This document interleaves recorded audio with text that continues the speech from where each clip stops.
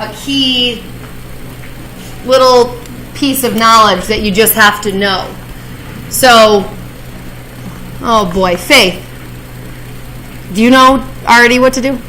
Don't you cancel the 2x minus 1 and the 1 minus 2x, but you have to multiply the top by a negative 1. Right. So most things, obviously, if there's a common factor, anything divided by itself is just 1. Except for if it's literally almost the exact same binomial, like these two are, except for the order of subtraction is different, that reduces to not 1, but negative 1. And if you just think about 5 minus 3 divided by 3 minus 5, you can kind of see why. Because the numerator is 2. The denominator, when you flip the order of subtraction around, it's just going to be the same number, but just negated. So anything divided by itself is 1, but you got a negative sign hanging around. So now with addition, if you ever had 5 plus 3 and 3 plus 5, that's still 1. Addition, the flipped order doesn't affect you at all. It's still the same thing. But subtraction, you just have to remember that. So very good. That'll be negative 1 and then 2x plus 1. Okay, now division of fractions. What should you think? Keep, change, flip. Now, it's going to sort of depend on your skill level here. Some of you might just want to keep, change, flip right from the start. I'm going to do the keep changing and flipping while I factor. So it kind of, just to save myself some writing. It depends. If you feel like doing too much at once is going to confuse you, you can separate it out. So I'm going to keep this first fraction in the same order. So I'm going to factor the top into x minus 1, which, by the way, is x minus 1 squared. And in the denominator, I just take out a GCF of x, and I have x squared plus 1. And here's where it could get confusing if you're trying to do too much at once. I'm changing the division to multiplication, and I'm going to flip and factor at the same time. So what was in my denominator, I'm going to factor that, but it's going to go now in my numerator. I'm going to take out a 4. I'm left with x squared plus 1. And what was in my numerator is going to go, and I'm going to factor it at the same time, into my denominator. X plus 2x minus 1. I do, as much as I do teach splitting the middle term, I do feel strongly that on these simpler examples, you definitely should be able to guess and check. Splitting the middle term would be way too much of a digression. And then once you're here, we can just, anything in the numerator and the denominator that's a match, anything divided by itself is 1, so you can just cross it out. So we have an x minus 1. Okay, you cancel one of that. Say it again? Okay, you cancel one of the x minus 1 out. I'm going to. This one's squared and this one's just 1. So this one's going to be completely gone, and I'm only losing one of the two of those, so I still have one of those up top. And then I think I'm done. I've got a 4 and an x minus 1 up top, and an x plus 2 down below. We shouldn't multiply us out, right? Usually they don't. And even if I look at your answers, yeah, they're usually not multiplied out. What if I did that? What would you think? No. No, I would be okay with that. Okay, number 3 is going to go back to the point that Faith made. First of all, though, if you're adding or subtracting fractions, this is the most difficult type because we have to have a common denominator, and that can be a pain. These denominators, again, are very close, right? The only thing that's just inconveniently not perfect is that the order of subtraction is flipped. So, again, we can easily flip just by multiplying by negative 1 over negative 1. So I'm going to keep the first 2x minus 1. And by multiplying this one by a negative 1 over negative 1, I'm technically multiplying it by 1, but I'm doing it creatively. So my denominator is now flipped to 2x minus 1. And my numerator, which was minus 4x, will now be plus a 4x. And then if I just, bring these two fractions together, it'll be most common to see 4x minus 2 over 2x minus 1. And I already can foresee that it's not going to help us here, but once you add or subtract your fractions, if your numerator is still factorable, you should do that just in case it's going to cancel further with your denominator. Sometimes it will. So I already can kind of tell it's not oh wait, it is. Yeah. Just kidding. I didn't think it was. So 2x minus 1. And so, Connor, that is why I think they don't usually multiply it out. Back to your question here. Yeah. I mean, once it's already stripped out and you can kind of see the different factors, you already know nothing's going to cancel. But normally, we actually do the opposite. We actually factor it further just in case. Okay. Can you take that earbud out, please? What kind of jam were you listening to? I was listening to Working Me by Quavo. Try when you get your first job and you have to go to a meeting with your boss. Try that. I will. Just have that earbud in. Come back here. I'll be sitting pretty right here probably. You let me know how that goes. You would never do it, would you?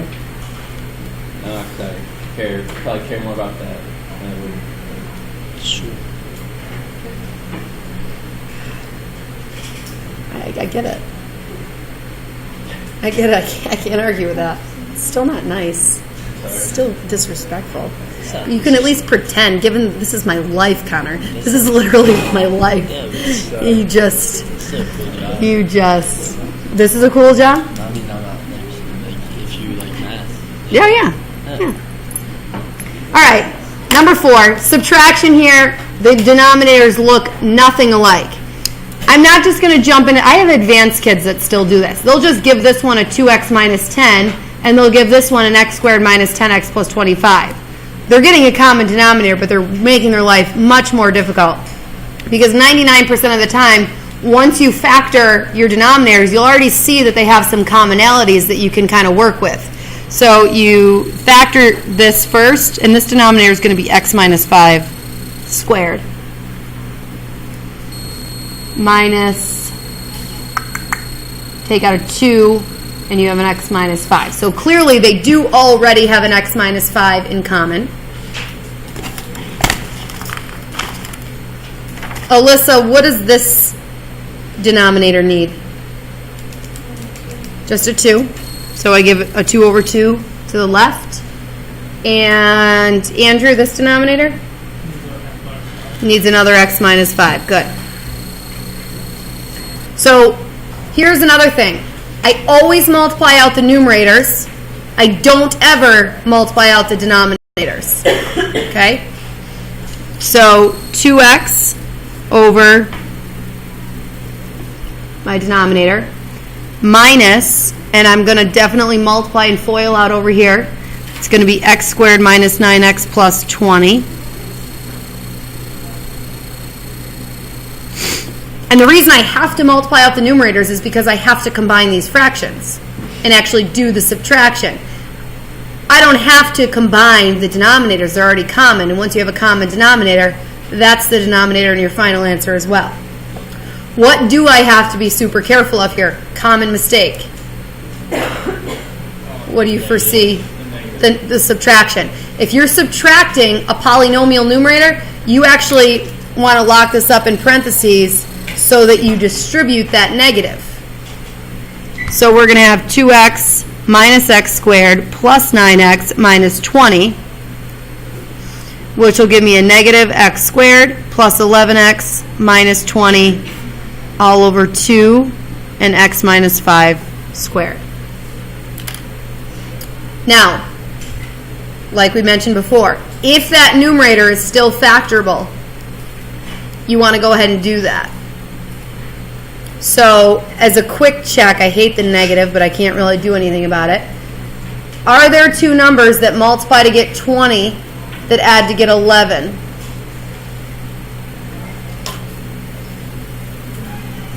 No, right? 1 and 20, 2 and 10, 4 and 5? Good, because I didn't want to do any more. Okay. 5, 6, and 7.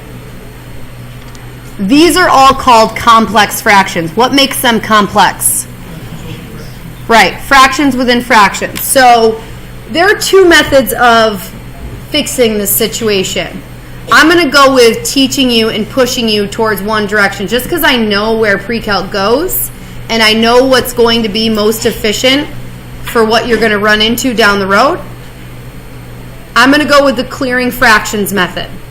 So your first step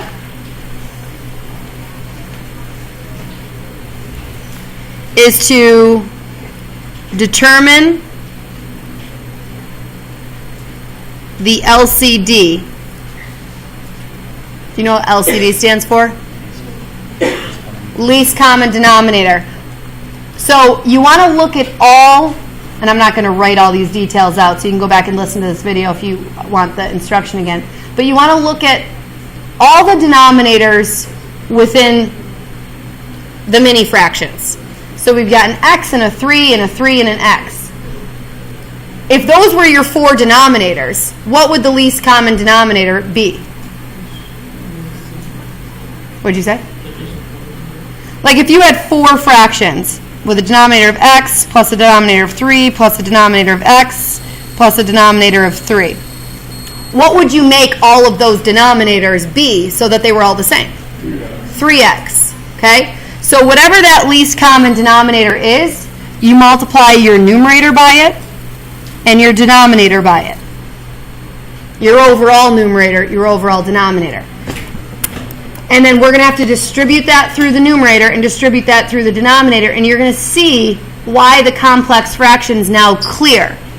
So when you multiply 3x times 3 over x, do you see that the x is going to cancel? Right? So that's just going to be 3 times 3, which is 9. Fraction gone. When you distribute here, your 3 with this denominator of 3 is going to cancel, leaving just x times x, so minus x squared. Over. See how your mini fractions within are gone. Distribute here. Your 3 on the denominator with that 3 will cancel, leaving just x. And on the second distribution, your x denominator will cancel with the x, leaving just 1 times 3, so plus 3. We've cleared the fractions. Does that make sense? Is that how you do it anyway? Raise your hand if that's how you did it anyway. Okay, 1. But it's probably not traditional, and I don't even want to talk about the other way that you would do it because it's not going to be as efficient moving forward. So you have to learn this method. Christian? Yeah, I'm going to keep going. So this is factorable. 3 plus x, 3 minus x, good, and then your x plus 3, 3 plus x. Fully cancels or becomes a negative 1? What's that? Fully cancels. Right, opposite order of addition is fine. So your answer is just 3 minus x. Okay, number 6, your mini denominators are just an x plus 7 and an x. So what would your least common denominator be?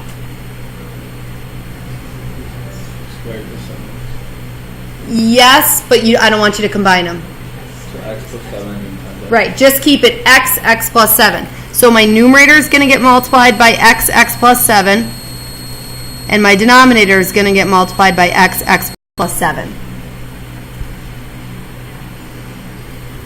And in my numerator, and I'm treating this as like one term made of 2 factors, I have to distribute.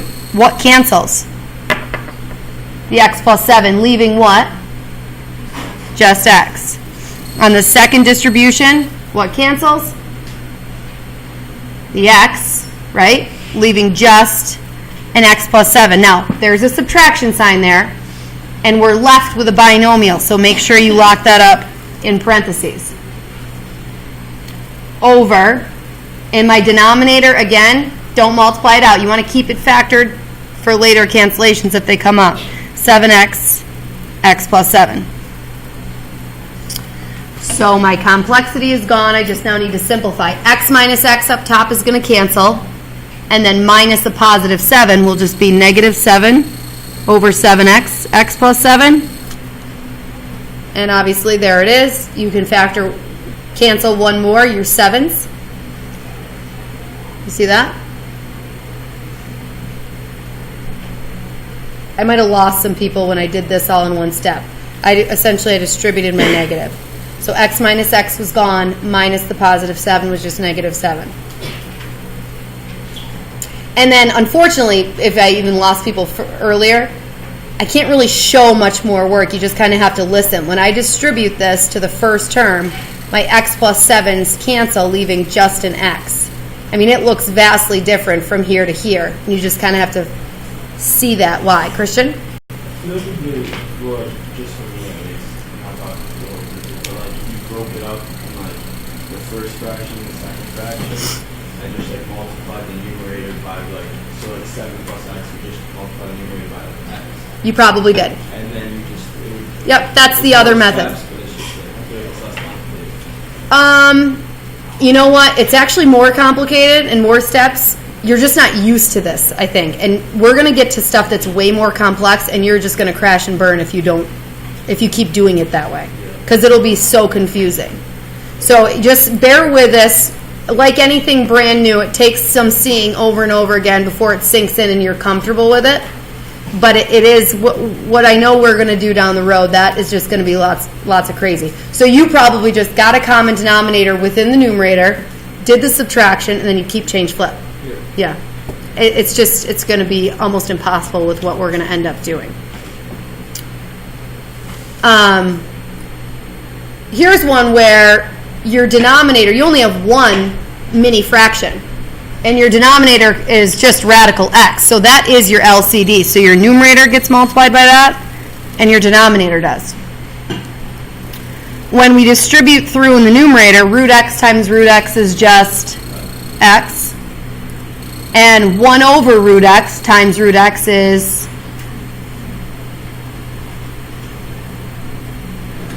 just 1, plus 1. Yep, that root x cancels. And then your denominator is just x root x.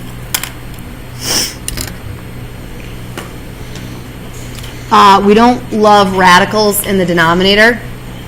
You'll have to look at the answers to see whether or not they rationalize. Oh boy.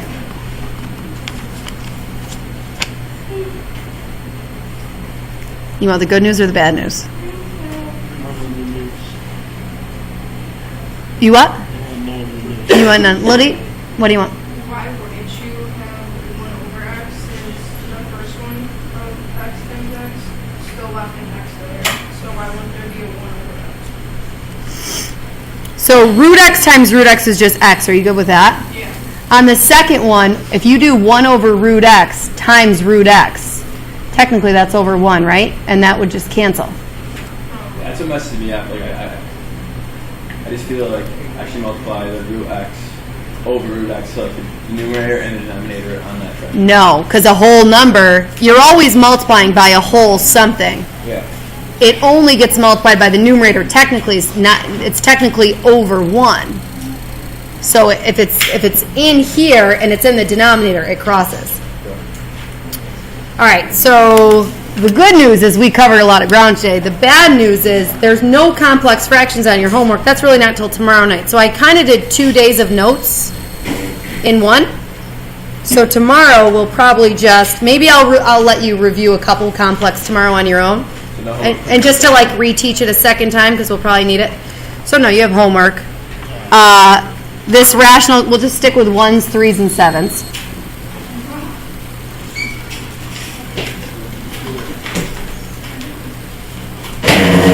Just kidding. Let's just do 3s and 7s for tonight. 3s and 7s, that's enough because these are lengthy. And there won't be any complex. We'll do that a little bit more tomorrow and reteach and see how you do with it.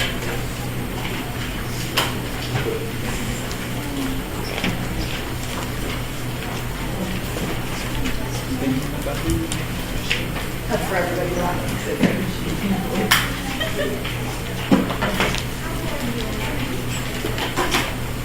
I thought it's back that was wrong.